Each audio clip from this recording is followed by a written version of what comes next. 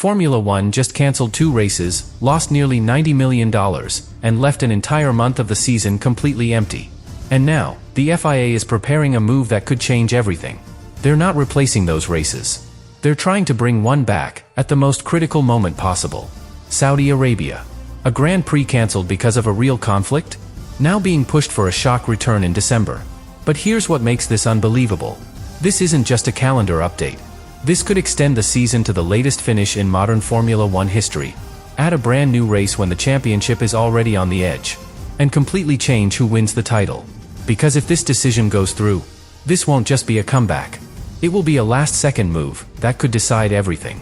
Because what the FIA is doing right now isn't just reacting. It's calculating. Carefully. Precisely. And the more you look at it, the clearer the plan becomes.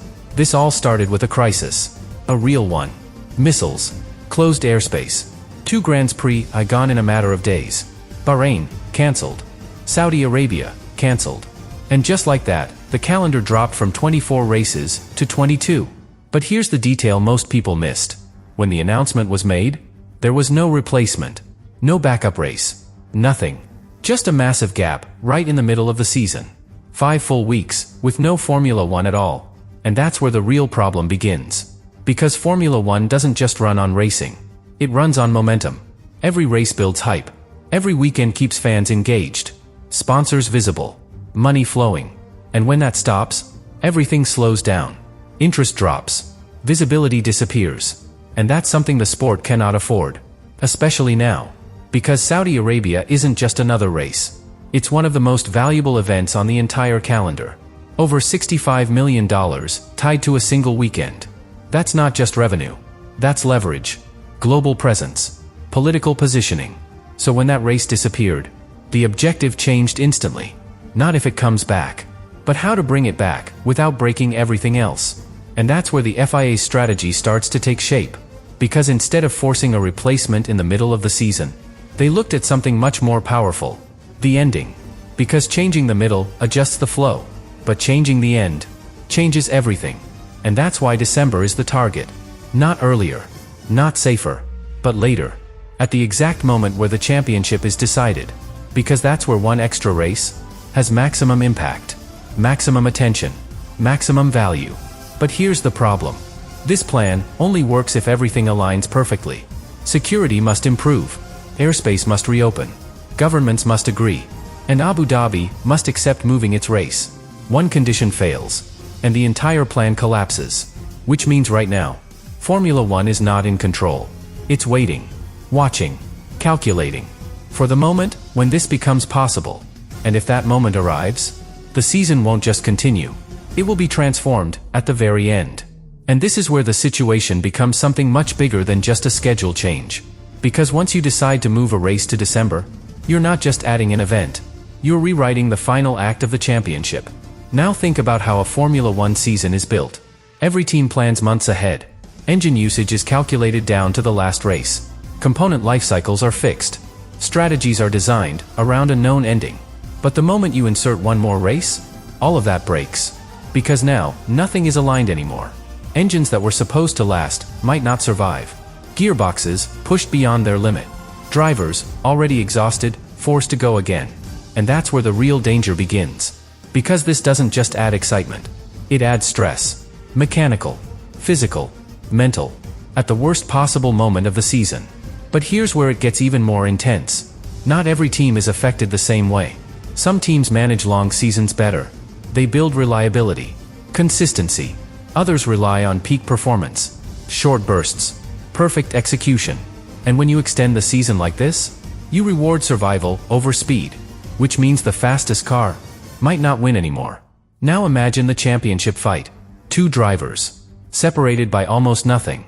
One of them has been managing the season perfectly, protecting the car, avoiding risks, building a safe lead. And suddenly, one more race appears. Now that strategy is useless. Now they have to push again, take risks again, expose themselves again. And on the other side, the driver chasing gets exactly what they needed. Another chance. Another opportunity to flip everything. And that's why this move is so powerful. Because it doesn't just change the number of races. It changes the nature of the fight. From control to chaos. But here's the part most people still don't see. This decision is not just about competition. It's about message. Because if the FIA confirms this change, they are proving something very clear. That the calendar is flexible. That the structure can move. That even the final race of the season is not guaranteed. And once that idea becomes real, it changes how Formula One operates forever. Because from that moment on, every team knows, nothing is fixed. Nothing is final. Everything can still change. And that leads to one final question. The one that defines this entire situation. If the FIA is willing to change the ending of the season, what else are they willing to change next? And this is where everything reaches its final and most revealing point. Because if the FIA actually goes through with this, if Saudi Arabia returns in December, then Formula One has just changed one of its oldest rules, without ever saying it out loud. That the calendar is not fixed. It's adjustable. Now think about what that means going forward. Every season you watch, every championship battle, every moment where you think, this is the final stretch, might not actually be final. Because now, there's proof. Proof that races can disappear. And more importantly, proof that they can come back when it matters most. And that changes how teams think. Because from this moment on, you don't just plan for the races you see. You plan for the races that could appear unexpectedly, at the worst possible time. Now imagine being inside a team right now. Engineers recalculating reliability. Strategists preparing for scenarios that don't officially exist. Drivers knowing that the season might not end where they thought it would. That pressure is different. Because you can't fully control it.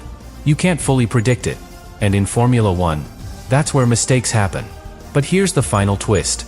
Because while all of this feels chaotic, for Formula One itself, it's the opposite. This is control.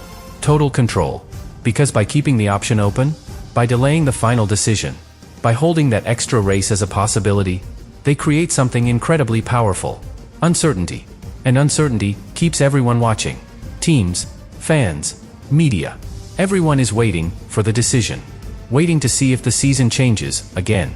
And that's what makes this moment so important. Because it shows that Formula One is no longer just a sport with a fixed path. It's a system that can adapt in real time. That can reshape itself, depending on what happens in the world around it. And if Saudi Arabia is confirmed, then this season won't just be remembered for who won the title. It will be remembered for something much bigger. The moment Formula One proved that even the ending is something it can still control. And this is where the story goes even deeper into something most people never think about. Because what we're seeing right now is not just a change. It's a new way of operating. Because for decades, Formula One followed a simple rule. You announce the calendar. You lock it in. And you race it. But now, that rule is gone. Quietly. Without a headline. Without an official statement. It just changed. Because in this season alone, we've already seen races disappear. We've seen an entire month go silent. And now, we're watching a race potentially come back at the very end. That's not normal. That's evolution. And that evolution creates something very dangerous. Not for the sport, but for the teams trying to control it. Because now, the biggest variable is not performance. It's timing. Decisions. Moments that happen outside the track. Now imagine this scenario. A team builds a championship-winning car. Perfect balance. Perfect reliability. Everything calculated for 22 races. And then suddenly, there are 23. Now that perfect plan is no longer perfect. Now it's exposed. Because it was never designed for that extra stress. That extra race. That extra moment of pressure. And that's how championships can be lost. Without a single mistake on track. But here's where it becomes even more powerful. Because this doesn't just affect one season. It sets a precedent. A new standard. From now on, every calendar announcement comes with doubt.